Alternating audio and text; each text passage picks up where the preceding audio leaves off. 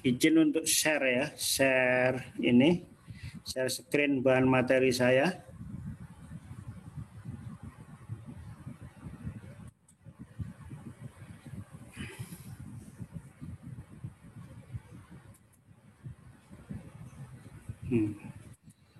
Apa udah nampak? Nah, kita kemarin sudah bahas sampai kepada outline tentang pengaturan LSP dan LPPK ya. Kita kan punya 5 outline di dalam pembahasan PP ini. Langsung saja kita masuk ke pengaturan LSP dan LPPK. Walaupun pembahasan saya yang hari kemarin sebelum ini adalah tidak muncul ya, tidak muncul layarnya. Ya, tapi semoga ini yang tergambar di sini bisa buat mengingat yang bagian pertama kemarin. Jadi kita kasih judul aja, sosialisasi tentang PP 2021 yaitu PP 14 tahun 2021. Nah, part 1 yang ini adalah part 2 tentang pengaturan LSP dan LPPK. Kita kemarin sudah bahas sedikit ya tentang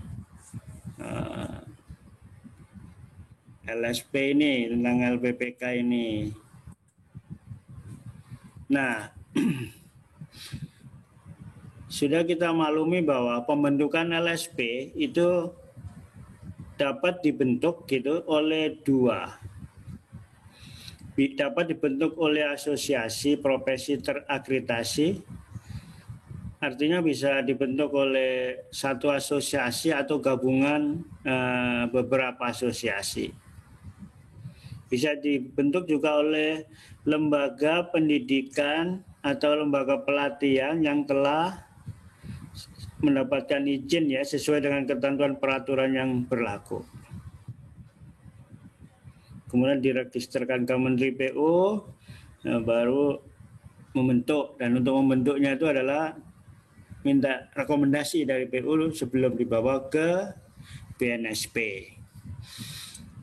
Baik, dalam pasal 30 dan pasal 30B yang isinya adalah yang berbunyi LSP bentukan asosiasi profesi itu merupakan badan hukum yang disahkan.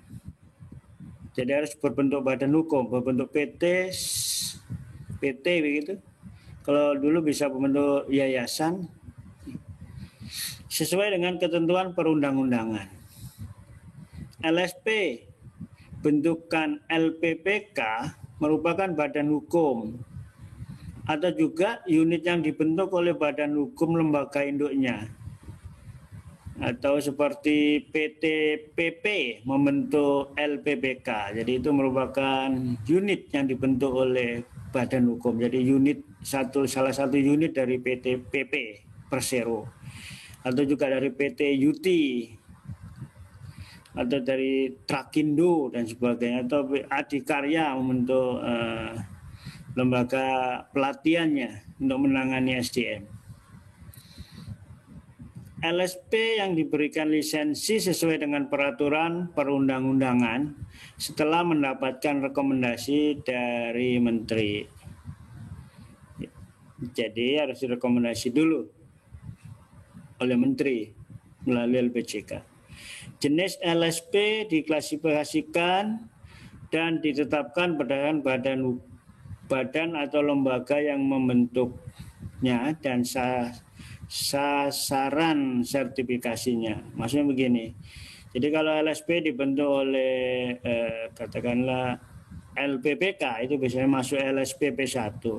Tapi kalau dibentuk oleh LPPK yang dari industri atau badan induknya atau yang badan usaha, biasanya LSP P2, atau dibentuk oleh Diklat atau BPSDM bisa LSP P2 ya untuk menguji jejaringnya. sasaran pesertanya ya, sertifikasinya. Kalau yang dibentuk oleh asosiasi adalah sasarannya adalah masyarakat umum, baik anggota asosiasi itu maupun di luar anggota asosiasi. Jadi boleh di luar anggota. Untuk mendapatkan sertifikat yang dari LSP bentukan asosiasi, tidak harus menjadi anggota asosiasi itu terlebih dahulu, atau sesudahnya tidak harus menjadi anggota asosiasi itu. Terserah dari anggota asosiasi mana. Itu namanya LSPP3. LPPK meliputi lembaga pendidikan dan juga lembaga pelatihan. Lembaga pendidikan dibedakan dua, yaitu yang bisa SMK, perguruan tinggi maupun Poltek. Sedangkan yang LPPK atau BLPK gitu, lembaga pelatihannya adalah LPK swasta atau dulu namanya BLK ya, Balai Latihan Kerja Swasta maupun pemerintah, maupun bentukan perusahaan lah ya. Perusahaan pemerintah juga bisa. Jadi LPPK LPPK itu harus melakukan registrasi kepada Menteri melalui LPJK. Yang bidang konstruksi itu harus melakukan registrasi dulu kepada Menteri melalui LPJK agar disesuaikan ya, dilihat ya skema apa itu namanya pelatihannya, kemudian pakai SKK ini dan sebagainya, peralatannya agar sesuai dengan standar dari SKKNI, standar dari dunia konstruksi gitu. Persyaratan registrasi LPPK. Persyaratan registrasi LPPK dan pelatihan kerja meliputi merupakan lembaga pendidikan atau lembaga pelatihan yang memiliki program pendidikan dan atau pelatihan di bidang jasa konstruksi.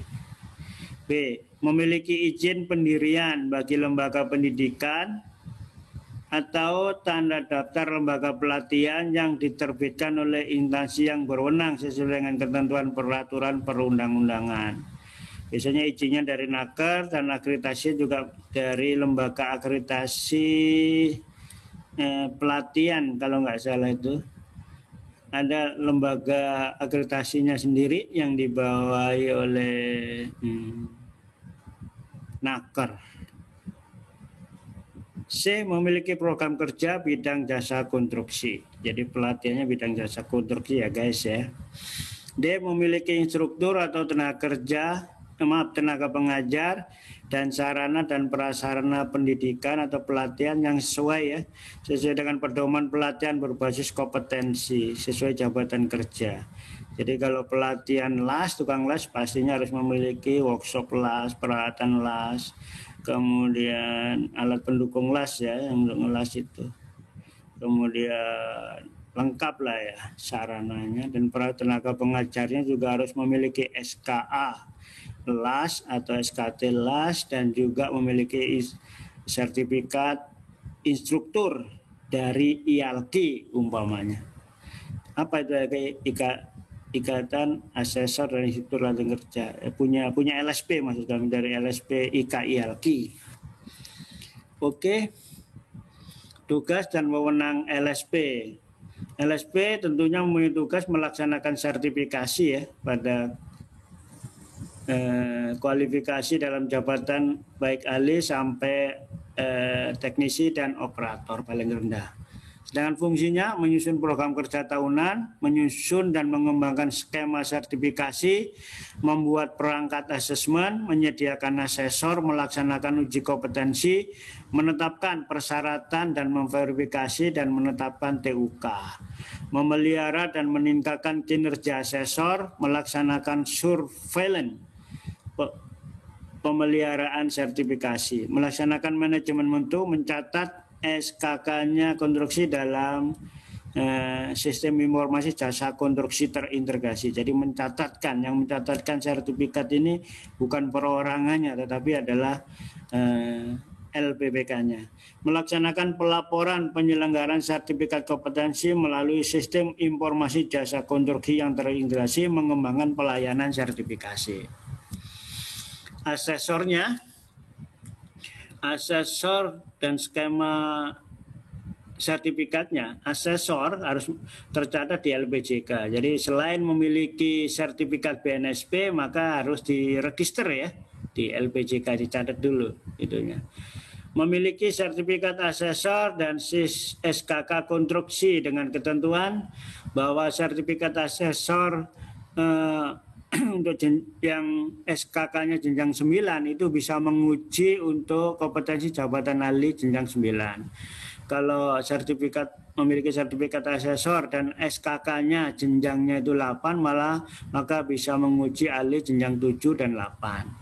Kalau seorang asesor yang memiliki sertifikat asesor dan juga SKK konstruksi paling rendah jenjang 6 bisa menguji kompetensi teknisi dan analis. Sedangkan paling rendah jenjang 3 itu setara dengan kualifikasi terampil kelas 1 saat ini ya. Itu bisa menguji jabatan kerja pada operator ya, baik operator 1, 2, 3. Itu persyaratan asesor. Sedangkan sertifikat asesor diterbitkan oleh lembaga independen yaitu oleh BNSP ya sebenarnya ya. Kemudian SKK konstruksi sesuai klasifikasinya dan subklasifikasi tenaga kerja yang masih berlaku saat ini. Di sertifikatnya juga harus masih berlaku. Skemanya, skema pasal 30E, sertifikat kompetensi kerja konstruksi dilaksanakan sesuai skema sertifikasi yang ditetapkan oleh LSP. Skema sertifikasi diverifikasi oleh lembaga independen yang mempunyai tugas melaksanakan sertifikasi, yaitu BNSP ya.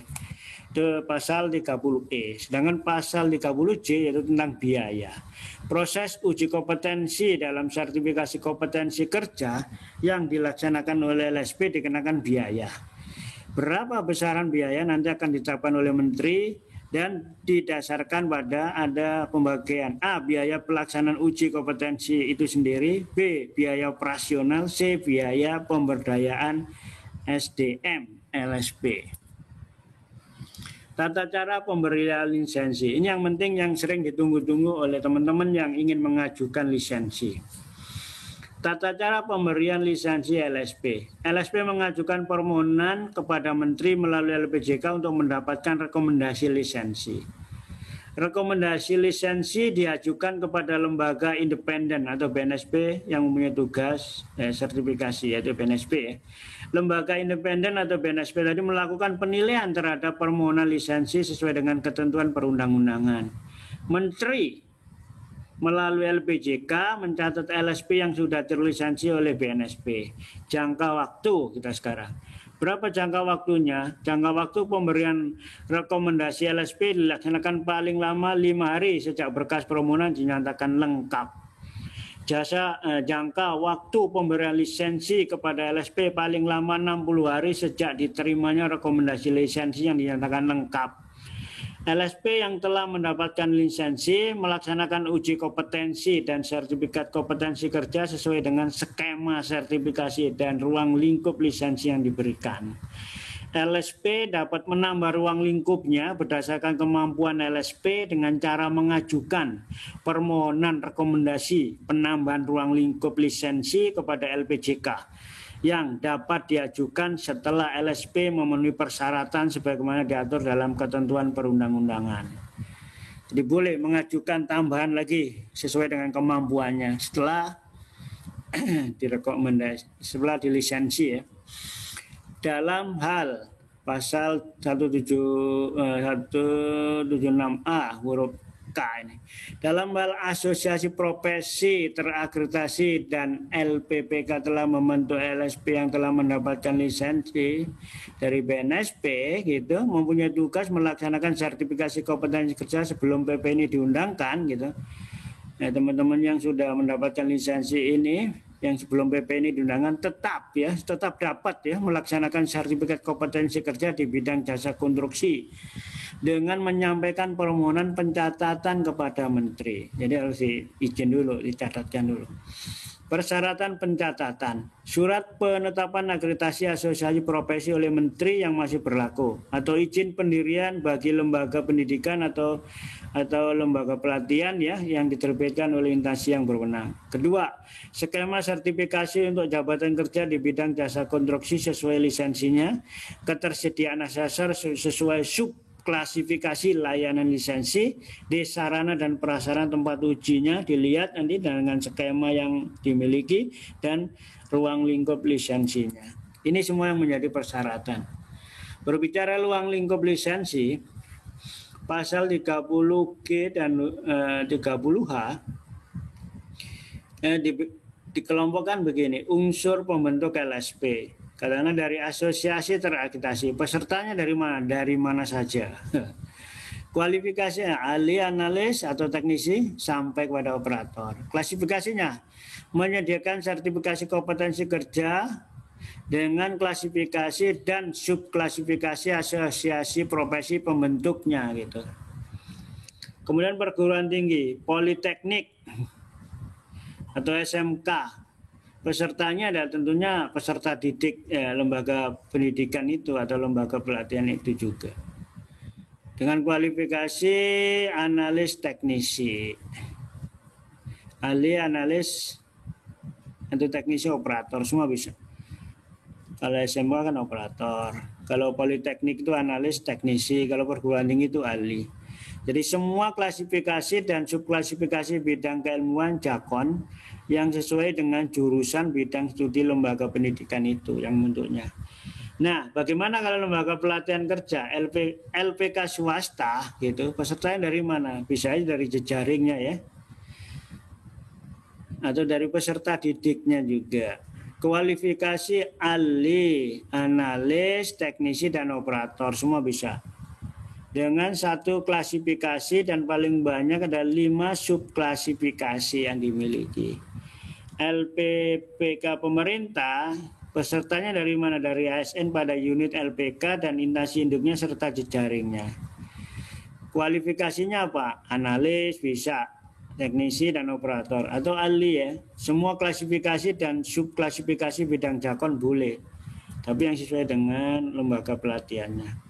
LPK perusahaan, pesertanya ya dari perusahaan itu, kalau dari jejaring perusahaan bisa dari lembaga pelatihannya juga. Ahli, analis, teknisi dan operator bisa kualifikasinya. Klasifikasinya semua klasifikasi dan subklasifikasi bidang keilmuan jakon yang sesuai dengan layanan bidang perusahaan induknya. Rekomendasi LSP. Syarat pemberian rekomendasi. Untuk lisensi LSP baru, surat penetapan akreditasi profesi dari menteri yang masih berlaku atau izin pendirian LPPK. Kemudian skemanya bagaimana? Kemudian ketersediaan asesornya dilihat. Sarana dan prasarana TUK dengan skema sertifikasi yang diajukan harus sesuai. Ruang lingkup lisensi yang diajukan. Jika perpanjangan, maka semua dokumen pendukung yang dulu pernah dicatatkan di sistem informasi jasa konstruksi itu masih berlaku. Laporan tindak lanjut hasil pemantauan dan evaluasi kinerja LSP ini dilihat. Melampirkan rekapitulasi laporan penyelenggaraan sertifikasi kompetensi kerja selama 3 tahun terakhir. Itu untuk LSP yang perpanjangan. Penambahan ruang lingkup lisensi. Semua dokumen pendukung yang sudah tercatat pada sistem informasi jasa konstruksi terintegrasi pada saat mengajukan permohonan rekomendasi lisensi masih berlaku. Skema sertifikasi untuk setiap jabker bidang jakon yang diajukan. Ketersediaan asesor sesuai subklasifikasi layanan yang diajukan. Ruang lingkup lisensinya. Jadi LSP yang telah mendapatkan lisensi harus melakukan pencatatan kepada Menteri PUPR. Pemantauan. Jadi pemantauan ini dilakukan ya oleh Menteri bersama BNSP. Pemantauan dan evaluasi meliputi pemantauan tugas, fungsi, dan wewenang yang dilihat. Pemantauan dan evaluasi dilakukan dan dilaksanakan berdasarkan data dan informasi yang meliputi laporan kinerja LSP, sistem informasi jasa konstruksi yang terintegrasi, dan temuan hasil surveillance dan atau pengaduan masyarakat jika ada. Pemantauan dan evaluasi LSP dilakukan oleh Menteri bekerja sama dengan BNSP. Pemantauan dan evaluasi dilaksanakan 2 kali dalam 1 tahun. Dalam hal terdapat pengaduan masyarakat, dapat dilakukan pemantauan insidentil maksimum 5 hari kerja setelah laporan diterima. Menteri melalui LPJK menyampaikan rekomendasi sanksi terhadap LSP yang terbukti tidak lagi memenuhi persyaratan dan memperhatikan hasil pemantauan dan evaluasi. Pasal 30 huruf M. Jadi lembaga independen yang memiliki tugas melaksanakan sertifikasi yaitu BNSP. Jadi gini, hasil pemantauan tadi disampaikan kepada LSP dan juga kepada BNSP. Rekomendasinya. Rekomendasi sanksi terdiri atas peringatan tertulis. Pertama dulu denda administrasi kalau masih memiliki pembekuan lisensi dan pencabutan lisensi. Tetapi yang bisa memberikan pencabutan lisensi ini adalah BNSP, bukan PU. PU LPJK melaporkan ke BNSP hasil dari pemantauan itu. Sanksi praktek tenaga kerja konstruksi. Jadi menteri atau gubernur atau bupati, wali kota mengenakan sanksi peringatan tertulis dan denda administrasi sebesar 10 kali lipat upah minimum tenaga kerja kepada tenaga kerja yang bekerja di bidang jasa konstruksi yang memiliki SKK konstruksi yang tidak berpraktek sesuai dengan SKKNI standar ini ya. Apabila dalam waktu 30 hari kalender sejak pengenaan sanksi peringatan tertulis dan denda administrasi tenaga kerja tidak membayar, tidak mensanksi dan tidak memperbaiki prakteknya, maka dikenakan pembekuan SKK-nya sesuai dengan peraturan perundang-undangan. Apabila dalam jangka waktu pengenaan sanksi pembekuan TKK telah memenuhi ketentuan, maka sanksi dicabut dan melanjutkan kegiatan layanan jasa konstruksi kembali. Apabila dalam jangka waktu 30 hari kalender sejak pengenaan sanksi pembekuan sertifikat tenaga kerja tersebut tidak membayar sanksi, denda dan atau memperbaiki prakteknya, maka dikenakan sanksi pencabutan SKK sesuai dengan peraturan perundang-undangan. Jadi setelah dibekukan, kemudian diberi peringatan lagi, baru dicabut. Tenaga kerja yang dicabut SKK-nya atau sertifikatnya harus melakukan permohonan baru SKK konstruksi paling cepat dalam waktu 3 tahun. Jadi nggak bisa kerja kalau udah cabut ini, karena 3 tahun kemudian baru bisa mengajukan kembali sertifikatnya. Lembaga sertifikasi. Menteri atas rekomendasi LPJK mengenakan sanksi peringatan tertulis kepada LSP yang tidak lagi memenuhi persyaratan. 2. Apabila dalam jangka waktu 30 hari kalender LSP tidak dapat memenuhi persyaratan, maka Menteri menyampaikan rekomendasi penggantian sementara lisensi LSP kepada lembaga independen yang punya tugas melaksanakan sertifikat kompetensi. Apabila dalam jangka waktu 30 hari kalender sejak pengenaan sanksi pembekuan LSP tidak dapat memenuhi persyaratan dan atau melaksanakan kewajibannya, Menteri menyampaikan rekomendasi pencabutan lisensi LSP kepada lembaga independen yang mempunyai tugas melaksanakan sertifikasi. Artinya yang cabut adalah BNSP. Mungkin itu pertemuan pada saat ini ya, dan nanti akan kita bahas untuk pertemuan berikutnya yaitu tentang pengembangan profesi berkelanjutan. Jadi itu jika ada pertanyaan bisa di chat ya, atau kalau mau ya bisa ninggalin telepon, nanti bisa saya jawab. Oke, baik, saya ucapkan selamat beraktivitas dan semoga ini semua bermanfaat. Assalamualaikum warahmatullahi wabarakatuh.